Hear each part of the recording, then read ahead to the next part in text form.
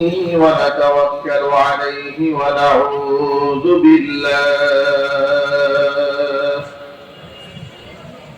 ونعوذ بالله من شرور أنفسنا ومن سيئات أعمالنا. من يهده الله فلا مضل له ومن يضلله فلا هادي له.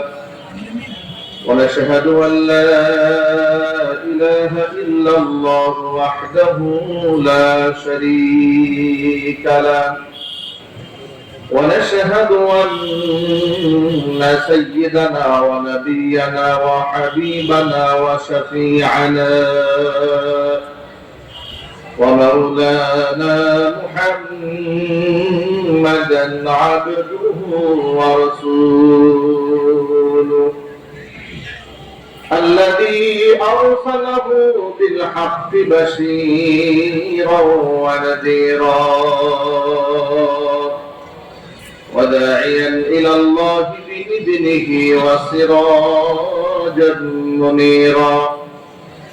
أما بعد فأعوذ بالله من الشيطان الرجيم.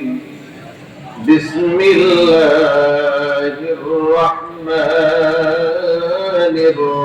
الرحيم.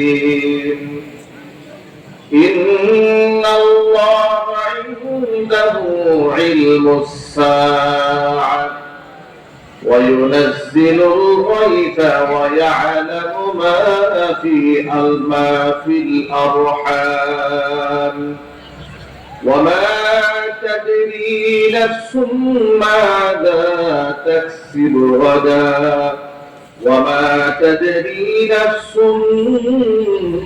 بأي أرض تموت. إن الله عليم خبير. وقال تعالى في شان حبيبه ومحبوبه آمرا ومخبرا: إن الله وملائكته يصلون على النبي يا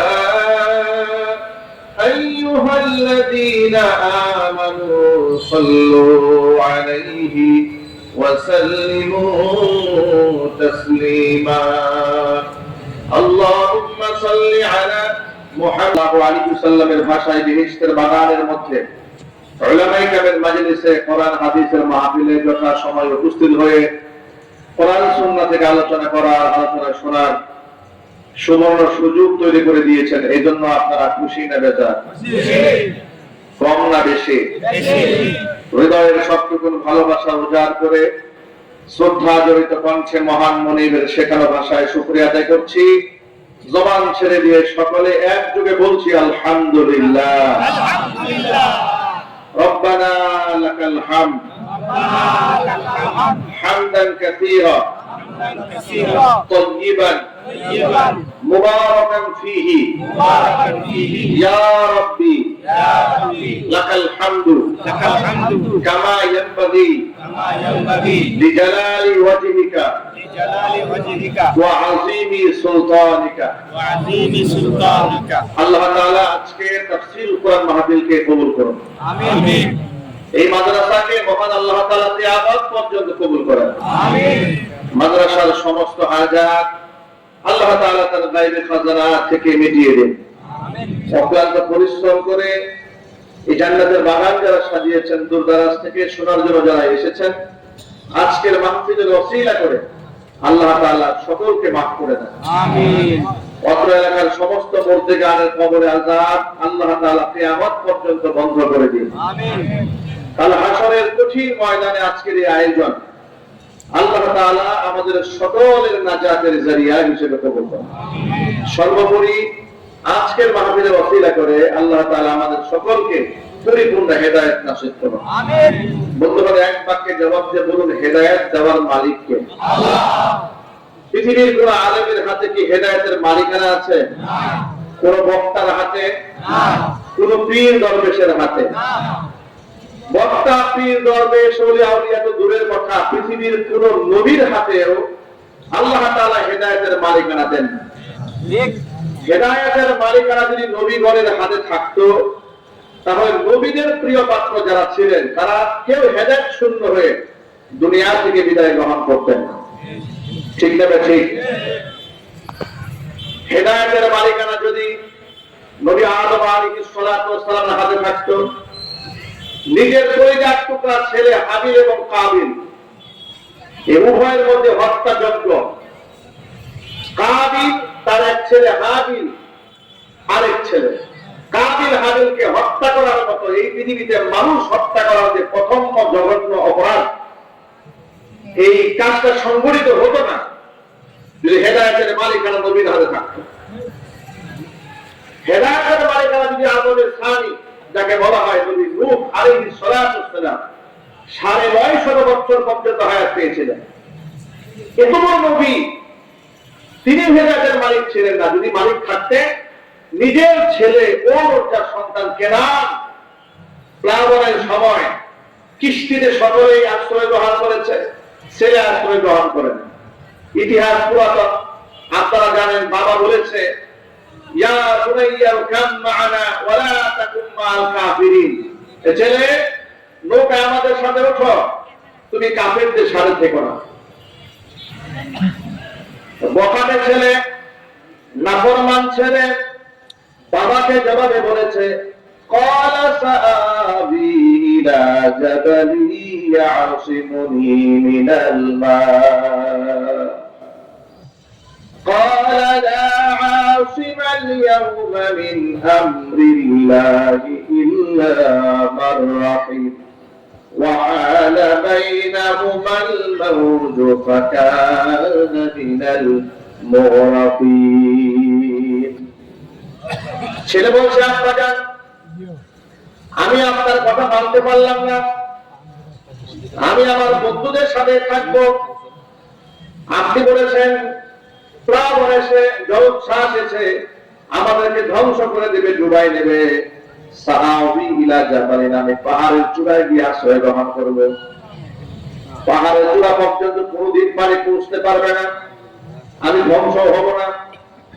তিনি বললেন না, লা আসিমাল ইয়াওমা মিন আমরিল্লাহি ইল্লা মান রাহিম, আল্লাহ যাকে দয়া করবেন, আল্লাহর দয়া ছাড়া আজকে কেউ কাউকে রক্ষা করতে পারবে না।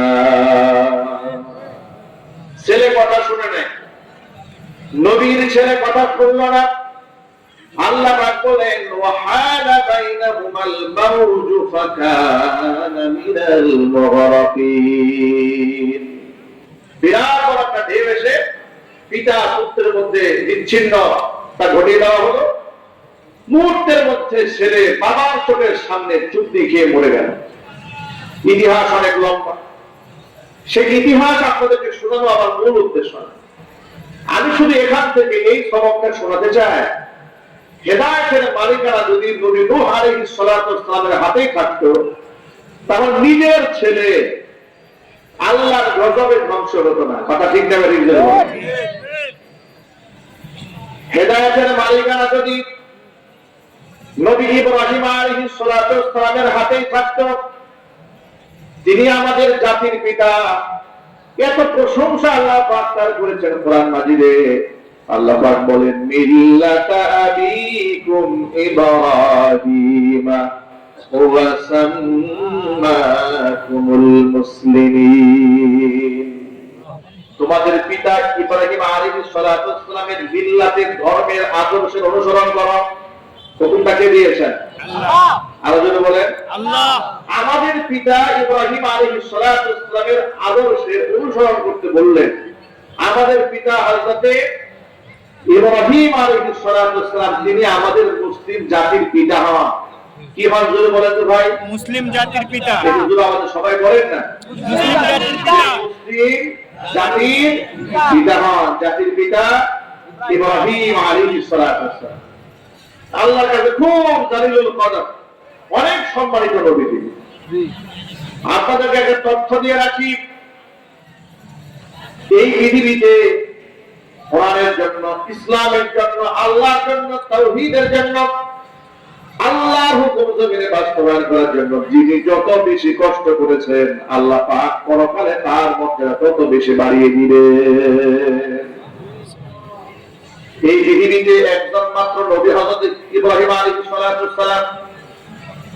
তাওহীদের উপর অটল থাকার কারণে মুশরিকেরা তারা গায়ের কাপড় ছিনিয়ে নিয়েছিল, গায়ের কাপড় খুলে অগ্নিকুণ্ডের মধ্যে নিক্ষেপ করেছিল। পৃথিবীতে কোন নবীকে এই দুনিয়াবাসী এমন অপমান করে নাই যেটা নবী হযরত ইব্রাহিম আলাইহিস সালামকে করেছিল। আল্লাহর উপর তাওয়াক্কুল করে নবী ইব্রাহিম আলাইহিস সালাম অগ্নিকুণ্ডের মধ্যে পড়ে যেতে রাজি হয়ে গেলেন, কিন্তু কাফির বেঈমানদের সাথে আঘাত করতে রাজি হন না। জোরে বলেন সুবহানাল্লাহ। বিনিময়ে আল্লাহ তাআলা দুনিয়াতে তাকে একটা পুরস্কার দিয়েছেন। দুনিয়াতে যতগুলো পুরস্কার পেয়েছেন তার মধ্যে অন্যতম একটা পুরস্কার হচ্ছে কাফিররা যেহেতু গায়ের জামা ছিনিয়ে নিয়েছিল, জিবরাইল আলাইহিস সালামকে দিয়ে জান্নাতের পোশাক আল্লাহ ইব্রাহিম আলাইহিস সালামকে অগ্নিকুণ্ডের ভিতরে পরিয়ে দিয়েছিলেন। নবীকে আল্লাহ তাআলা উলঙ্গ রাখেন নাই। আল্লাহু আকবার বলেন, আর চিৎকার দেবেন আল্লাহু আকবার। নবীকে আল্লাহ তাআলা এই দুনিয়াতে জান্নাতের পোশাক পরিয়ে সম্মানিত করেছিলেন।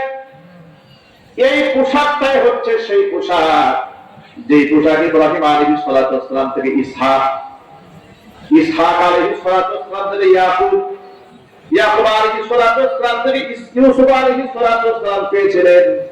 আবার হযরত ইয়াকুব আলাইহিস সালাম ইউসুফের চোখে কাঁপতে কাঁপতে যখন চক্ষু হারিয়ে ফেলেছিলেন, দৃষ্টি হারিয়ে ফেলেছিলেন, তখন ইউসুফ আলাইহিস সালাম এই জামাখানা ভাইদের মাধ্যমে হাদিয়া পাঠিয়ে দিয়েছিলেন যে এই জামাটা আমার বাবার চোখের মধ্যে গিয়ে ধরো, কুদরতি অবস্থায়, কুদরতি ব্যবস্থাপনায় আল্লাহ পাক তার দৃষ্টি ফিরিয়ে দিবেন।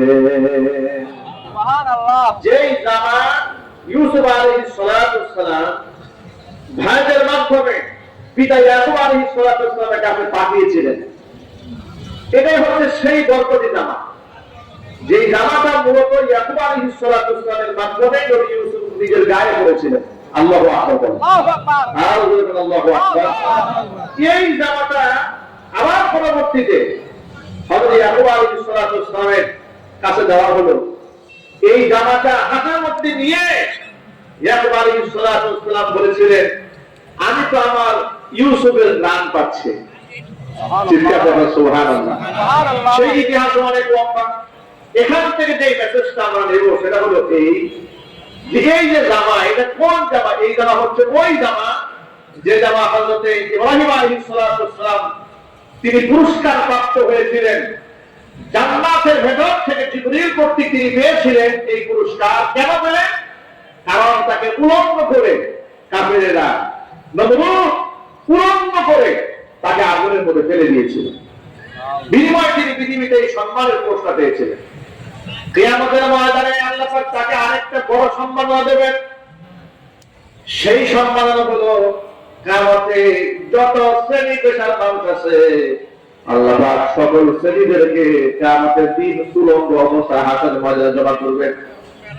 সূরা কাহাফে আল্লাহ পাকের ঘোষণা, ওয়াউরিদু আলা রাব্বিকা সাফফা লাকাদ জিইতুমুনা কামা খালাকনাকুম আউওয়ালা মাররা বাল জাআমতুম আল্লান নাজআলা লাকুম মাওঈদা। কিয়ামতের দিন মানুষকে কাতারে কাতারে রবের সামনে দাঁড় করে দেওয়া হবে। কারো গায়ে কোনো পোশাক থাকবে না। সমস্ত মানুষগুলো হাসরের মাঠে উলঙ্গ অবস্থায় দাঁড় করিয়ে দেওয়া হবে। নবী সাল্লাল্লাহু আলাইহি ওয়াসাল্লাম যখন সাহাবীদের সামনে কথা বলেছিলেন, কিয়ামতে সমস্ত মানুষ উলঙ্গ হয়ে উঠবে।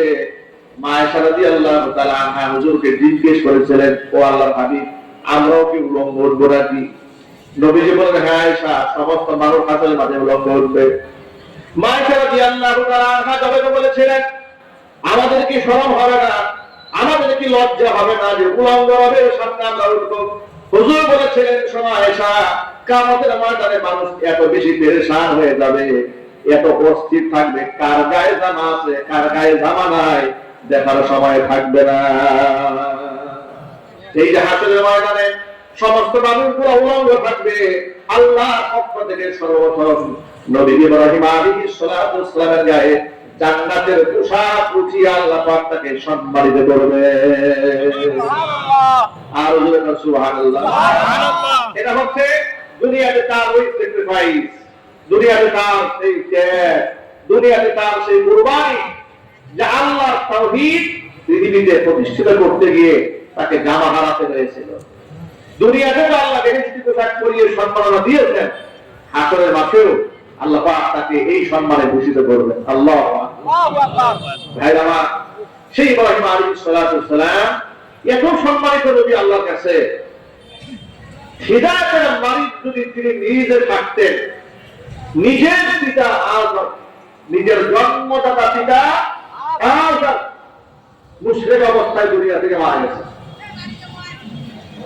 মুশরিক অবস্থায় মারা গেলেন, বাবা, আত্মীয় স্বজন, পিতা সহ সকল শ্রেণী পেশার মানুষদের যে বোঝালেন মুক্তির কোন ক্ষমতা নাই, দেবদেবীর কোন ক্ষমতা নাই, সকল ক্ষমতার একমাত্র মালিককে আল্লাহ।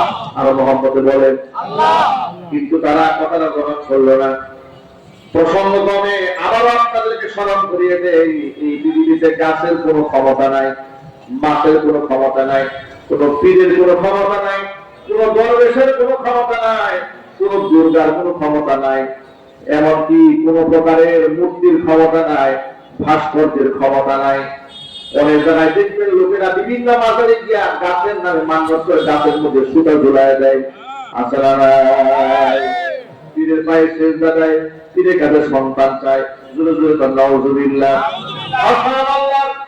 দুর্গার যেমন কোনো ক্ষমতা নাই, দুর্গারও কোনো ক্ষমতা নাই, কিন্তু এই দুনিয়ার অসংখ্য মুসলমান মনে করে যে কবরে যিনি শুয়ে আছেন সে তো অনেক কিছু দেওয়ার মালিক, যার জন্য প্রকাশ্যে অনেকে বলে বাবা তোমার নামে ভাসাইলাম করি। জোরে কর নাউযুবিল্লাহ। ঈমান থাকবে না। এবার আপনারা বলেন যে সকল ক্ষমতার মালিককে আল্লাহ। আমাদের দেশে রাজনৈতিক অঙ্গনে একটা কুফরি বাক্য চালু আছে, জনগণকে খুশি করার জন্য অনেক নেতা স্টেজে উঠে বলে সকল ক্ষমতার উৎস জনগণ। এটা অনেকেই বলে না, এটা একটা কুফরি কথা। ঠিক কথা, এটা কুফরি কথা, একটা শিরকি কথা। সকল ক্ষমতার একমাত্র মালিক কে? আল্লাহ। এটাই আমাদের বিশ্বাস। জনগণ কোন ক্ষমতার মালিক? জনগণ ক্ষমতার মালিক না, ক্ষমতার মালিক আল্লাহ। নবী ইব্রাহিম আলাইহিস সালাতু ওয়াস সালাম এত সম্মানিত নবী, হাসরের মাঠেও তার ব্যাপক সম্মান হবে।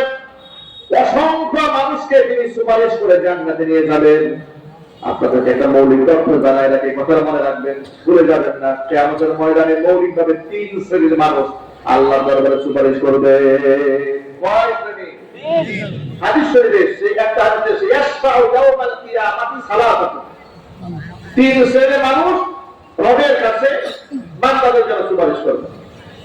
1 নাম্বার শ্রেণী হচ্ছে আল আম্বিয়া, নবীগণ আল্লাহর দরবারে মানুষের জন্য সুপারিশ করবে। 2 নাম্বার হচ্ছে সুম্মাল উলামা, নবীগণের পরে আল্লাহ তাআলা আলেমদের মর্যাদা এত বাড়িয়ে দিবেন হাসরের ময়দানে, আলেমদেরকে সুপারিশ করে অসংখ্য গুনাহগার বান্দাদেরকে জান্নাতে নিয়ে যাওয়ার জন্য সুযোগ তৈরি করে দিবে। এই আজকে বেসরকারি মাদ্রাসাতে কত ছেলেরা মাথায় পাগড়ি পেয়েছে, এরা সব জগৎ বিখ্যাত হাফেজ কোরআন আলেম দ্বীন হবে, আমিন, দাঈ আল্লাহ হবে। বলেন ইনশাআল্লাহ, ইনশাআল্লাহ। বলেন না ইনশাআল্লাহ, ইনশাআল্লাহ। যিনি জায়গা দিয়েছেন, এই প্রতিষ্ঠাতা যিনি আছেন, বাম পাশে বসে আছেন, এবং আপনারা যারা সহযোগী আছেন, কিয়ামতের ময়দানে এই ছেলেগুলোর জন্য আল্লাহর জান্নাতের ফয়সালা যখন হবে, এরা একা একা জান্নাতে যাবে না। খুব একটা মজার কথা বলি, এই যে আমার সামনে আপনারা যারা বসে আছেন, এখানে অনেক আবেদ বান্দা আছে। আবেদ, আবেদ মানে কি? ইবাদতকারী। আবেদ মানে ইবাদতকারী, মানে যে ব্যক্তি নামাজ পড়ে নাকি না। এই আওয়াজ ভাই, এই যে স্টেজ মনিটর আওয়াজ দেয়, স্টেজ মনিটর আওয়াজ,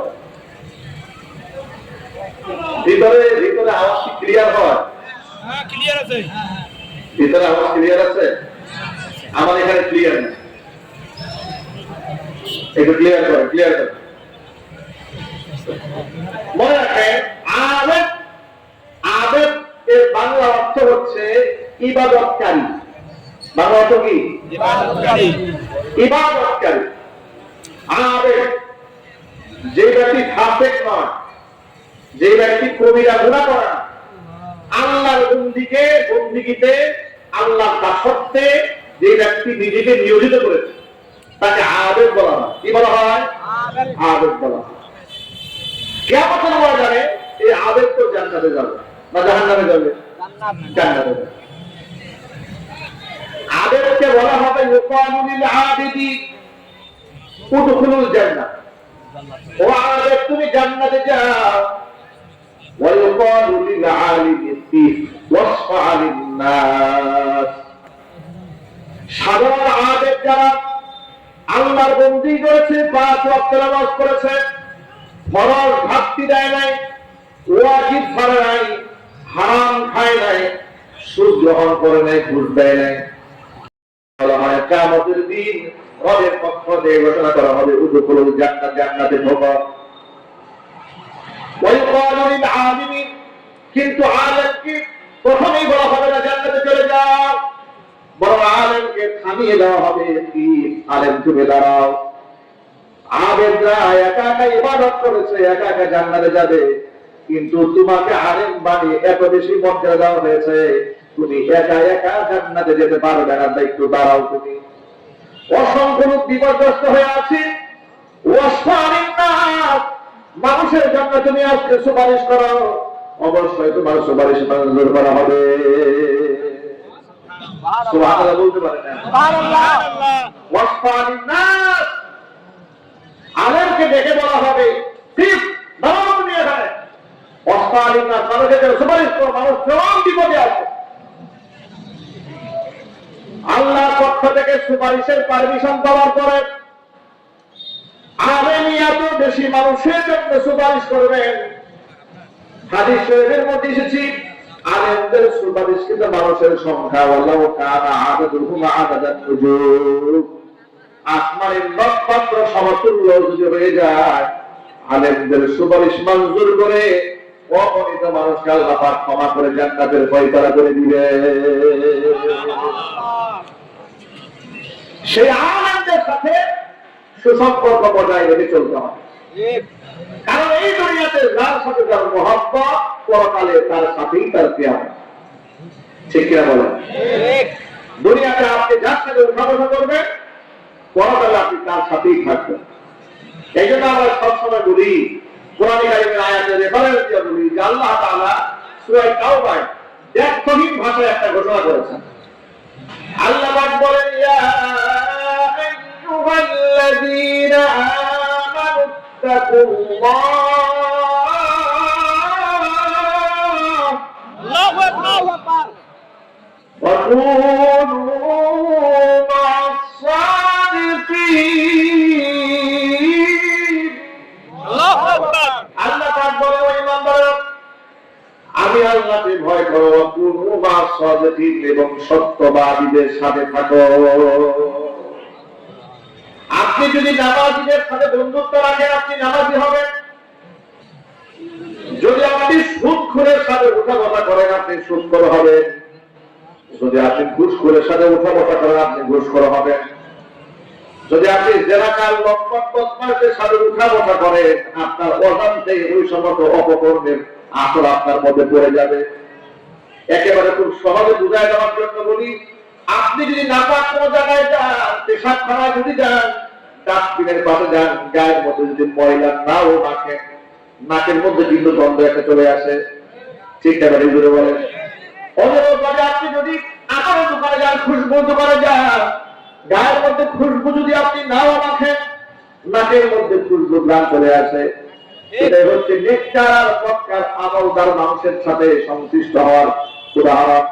নেককার মানুষের কাছে গেলে আপনি যদি নেককার নাও হন, নেককার মানুষের সান্নিধ্য গ্রহণ করার পর থেকে দেখবেন আপনার নামাজ পড়তে মনে চায়, রোজা রাখতে মনে চায়, হজ করতে মনে চায়, যাকাত দিতে মনে চায়, সিনেমা হলে যেতে মনে চায় না। আর যদি লম্পট বদমাশের সাথে বন্ধুত্ব রাখে, ও অবৈধ প্রেম করে, ফেসবুক চালায়, অবৈধ মেয়েদের সাথে রিলেশন করে, একদিন দুদিন তিন দিন আপনার মনের মধ্যে স্বপ্ন আসবে, দুষ্ট তুমি কার সাথে কথা বলো, ওদের সাথে কথা বলি, আমার একটা ব্যবস্থা করে দাও। আছে না? যদি বলে এই জন্য আমাদের বাংলা ভাষায় একটা প্রবাদ আছে, সৎসঙ্গে সর্বনাশ, সৎসঙ্গে সর্বনাশ। এই কথা কিন্তু হাদিসের ভাষ্য। এই কথা কার ভাষ্য? হাদিসের ভাষ্য। সুতরাং ভালো মানুষের সাথে ওঠাবসা করবে। নবী করিম সাল্লাল্লাহু আলাইহি ওয়াসাল্লাম আমাদের একটা মূলনীতি শিখিয়ে দিয়েছেন, আল ইনসানু আলা দীন খালিলিহি, আও কামা ক্বালা আলাইহি সাল্লাতু ওয়াসসালাম। রাসূল সাল্লাল্লাহু বলেছেন, মানুষ তার বন্ধু ধর্মের অনুসারী হয়। এর মানে হচ্ছে কোন ব্যক্তিকে আপনি কি দিয়ে চিনবেন? একজন ব্যক্তিকে আপনি মাপবেন কি দেখে? আপনি দেখবেন তার চলাফেরা কার সাথে, জোরে বলতে হবে ঠিক কিনা? একজন ব্যক্তিকে মাপা যায় তার বন্ধুর আমল দেখে। যে কথা বলার জন্য কথাটা বললাম, বুঝাবার জন্য বলেছি, কিয়ামতের ময়দানে আল্লাহ তাআলা আমাদেরকে এই সুপারিশ করার সুযোগ দেবেন। তৃতীয় নাম্বার হচ্ছে ওয়াসশুহাদা, শহীদ যারা হয়েছে আল্লাহর দ্বীনের জন্য, শহীদদেরকে আল্লাহ পাক সুযোগ দিবেন। শহীদরা একা একা জান্নাতে যেও না, শহীদদের তো অনেক মর্যাদা। কোরআন মাজিদ আল্লাহ পাক বলে দিয়েছেন, ওয়ালা তাহসাবান্নাল্লাযীনা কুতিলু ফি সাবিলিল্লাহি আমওয়াতা বাল আহইয়াউন ইনদা রাব্বিহিম ইউরযাকুন। আমি আল্লাহর রাস্তায় যারা জীবন দিয়েছি, নিহত যারা হয়েছে, এরা মরে গেছে, কথা তোমরা চিন্তা করো না, কারণ শহীদরা মরে না, শহীদরা জিন্দা। এই আয়াতটা নাযিল হওয়ার একটা প্রেক্ষাপট আছে, শানে নুজুল আছে। শানে নুজুল হচ্ছে নবী করিম সাল্লাল্লাহু আলাইহি ওয়াসাল্লামের বিখ্যাত সাহাবী হযরত জাবির ইবনে আব্দুল্লাহ রাদিয়াল্লাহু তাআলা আনহু। হযরত জাবির রাদিয়াল্লাহু তাআলা আনহু হচ্ছেন ওই সাহাবী, হজ সংক্রান্ত যত হাদিস আপনারা শোনেন, হজের ব্যাপারে সবচেয়ে বেশি হাদিস বেশি বর্ণনা করেছেন যে সাহাবী, ওই সাহাবীর নাম হচ্ছে হযরত জাবির রাদিয়াল্লাহু তাআলা আনহু। হযরত জাবির রাদিয়াল্লাহু তাআলা আনহু একজন সাহাবী। আল্লাহ নবী সাল্লাল্লাহু আলাইহি ওয়াসাল্লামের জীবদ্দশায় যতগুলো জিহাদ হয়েছে সবগুলো জিহাদে অংশগ্রহণ করেছে, কেবলমাত্র শুধুমাত্র উহুদের ময়দানে তিনি অংশগ্রহণ করতে পারেন নাই। উহুদের ময়দানে অংশগ্রহণ না করার ইতিহাস হলো, এই জাবির রাদিয়াল্লাহু তাআলা আনহু একজন পিতা ছিলেন আব্দুল্লাহ ইবনে আমর ইবনে হারাম রাদিয়াল্লাহু তাআলা আনহু। হযরত জাবির রাদিয়াল্লাহু তাআলা আনহুর পিতা 100 বছরের উপরে তার বয়স ছিল। উহুদের ময়দানে জিহাদের ডাক যখন চলে এসেছে, এই বৃদ্ধ সিংহ নবী সাল্লাল্লাহু আলাইহি ওয়াসাল্লামের সামনে দাঁড়িয়ে বলেন, ইয়া রাসূলুল্লাহ, আল্লাহ আপনি জিহাদের জন্য আমাকে সিলেক্ট করে নিয়ে না। আল্লাহু আকবার বলবেন না? আল্লাহু আকবার। আর চিৎকার দেবেন আল্লাহু আকবার। আল্লাহু আকবার। এই সমাজে দেখতে কিন্তু বৃদ্ধ সিংহ আছে, ঠিক না? দেখতে বলেন বয়স অনেক বেশি, ইমানি ইমানের শক্তি বড় মারাত্মক, যুবকদেরকে হাল মানায়। আল্লামা শাহ আহমদ শফী রহমাতুল্লাহি আলাইহি কথা তো ভুলে যাওয়ার কথা না আপনাদের। বৃদ্ধ বয়সে কত শান আর কত মান আল্লাহ দান করেছিলেন। হুইল চেয়ারে চলতে ভালো করে দেখতে পারতেন না, স্পষ্ট ভাষায় কথা বলতে পারতেন না। ইমানিটা আমার ইমানের শক্তি আল্লাহ পাক না ওজওয়ানদের চেয়ে বেশি দান করেছিলেন, ঠিক কিনা বলেন? জুনায়েদ বাগনগরী রহমাতুল্লাহি আলাইহি বৃদ্ধ মানুষ, জেল খেটেছেন, রিমান্ড খেটেছেন, তাকে উল্টা করে ঘুরিয়ে পায়ে নিতে টর্চার করা হয়েছে। আল্লাহর বান্দার পেছনে বস্তায় বস্তা টাকা দেওয়ার চেষ্টা করেছে স্বৈরাচার, কেনা যায় না। জেল থেকে বের হয়ে অসুস্থ অবস্থায় বলেছে, আল্লাহ দ্বীনের জন্য, নবী সাল্লাল্লাহু আলাইহি ওয়াসাল্লামের সুন্নাত কায়েমের জন্য আমরা তো মাথার মধ্যে বর্তমানে কাপড়ের টুপি পরে আছি, যদি লোহার টুপিও পরতে হয় আমরা লোহার টুপি পরতে প্রস্তুত আছি। আল্লাহু আকবার বলেন। বৃদ্ধ মানুষ, ইমানি জজবাত থাকা, এইরকম একজন ইমানি জজবাত দ্বারা হযরত জাবির ইবনে আব্দুল্লাহ, জাবির রাদিয়াল্লাহু তাআলা আনহুর বাবা আব্দুল্লাহ ইবনে আমর ইবনে হারাম কত বছরের বৃদ্ধ মানুষ, ইমানি জজবা এত বেশি। সাধারণত যুদ্ধের ময়দানে নওজোয়ানরা যায়, শক্তিশালী যারা তারা যায়। কিন্তু আব্দুল্লাহ ইবনে আমর ইবনে হারাম দাঁড়ায় গেলেন, নবীজি আপনি আমাকে জিহাদে নিয়ে যাবেন। আল্লাহ নবী দেখতে পেলেন তার মধ্যে যে জজবা, যে আগ্রহ, এই বুড়াকে রেখে দেওয়া তো সুযোগ নাই। সুবহানাল্লাহ, সুবহানাল্লাহ, আর বলবেন সুবহানাল্লাহ। ভাইরা, আমরা আয়েশার জীবনকে খুব পছন্দ করি। জীবনের যেখানে ঝুঁকি নাই, যেখানে জেল খাওয়ার ভয় নাই, মায়ের খাওয়ার ভয় নাই, চাকরি যাওয়ার ভয় নাই, সেই জায়গায় আমরা কথা বলতে বেশি পছন্দ করি। এটা হচ্ছে দুনিয়ার মানুষের সাধারণ নিজাম। এমনকি বেশিরভাগ আলেমের এই একই স্বভাব, যে ওয়াজ করলে মসজিদ কমিটির সভাপতি খুশি, সেক্রেটারি খুশি, এলাকার এমপি মন্ত্রী চেয়ারম্যান খুশি, ওই ওয়াজটা করা যাবে। কিন্তু যে ওয়াজ করলে এমপি নারাজ হবে, মন্ত্রী কষ্ট পাবে, পুলিশ প্রশাসন নারাজ হতে পারে, হিন্দুত্ববাদী শক্তি নারাজ হয়ে যেতে পারে, নারাজ হয়ে যেতে পারে, আগামীতে ওয়াজ না দিলে তাও হইতে পারে, ওই ওয়াজ হুজুর করতে যায়। কথা ঠিক আছে? সুকৌশলে পাশ কাটায় যায়, সুকৌশলে পাশ কাটিয়ে